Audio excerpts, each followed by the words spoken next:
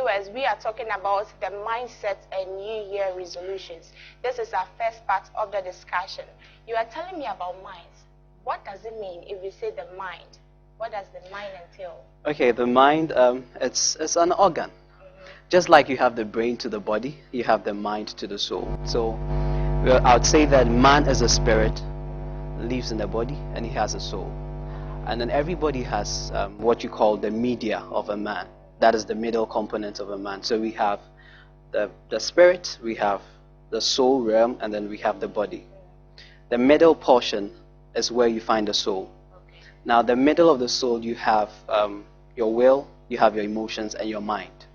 And the mind is the media of a man.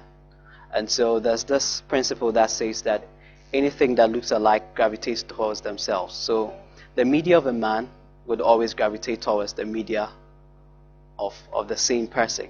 And so the mind is, let's say, the middle component of a man that regulates his activities and behavioral patterns. So basically, it's an organ. It's an organ. Yeah, so we have the mind's eye. The mind's eye. But you can see it. Yes, it's an organ. So in the layman's terms, how does the mind function? It's simple. Let me ask myself this question, that how would a computer function? It would only function based on what software has been put into it. Okay. So your mind is blank right from the time you were fetus. You don't know anything. I don't think you know the color of your mother's womb. No. Exactly. So you grew up to only know by watching a picture of it, how the womb looks like. And so your mind is blank from the beginning. Then you begin to have inputs, that's content into it. And those are things that shapes your thinking, affects what you say, affects even how you write, affects your signature and all that, yeah. Talking about it affects your thinking, your mind tells you what to do. Good. How does a person get fixated with certain mindsets, you know? It's like the person has a clear-cut idea of how he wants his or her life to be like, or wants something to look like, or believes in a certain kind of, ideology. This is how it should be, or nothing else. How do we get fixated with certain mindsets? Good. So it's basically simple. Repetition. Repetition, as in when you repeat something. Okay. There's this thing about the mind. Whatever you expose it to is what it gives back to you.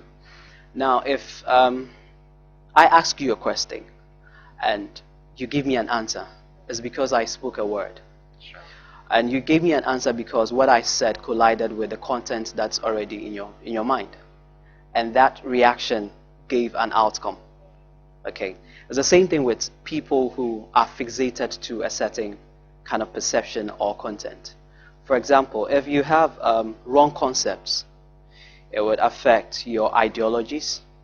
And you have wrong ideologies, your theology will be corrupted, which will affect your belief system. So you meet someone who is very fixated to something that he believes so much in, might be wrong. Such a person, you just go back and then read whatever concepts the person was exposed to. So if you want to deal with that situation, you don't check it from the belief system, you check it from what the person was exposed to as far as concepts are concerned. So I believe that if any of us are fixated to a certain way of thinking, it has to do with how we grew up and the environment we find ourselves.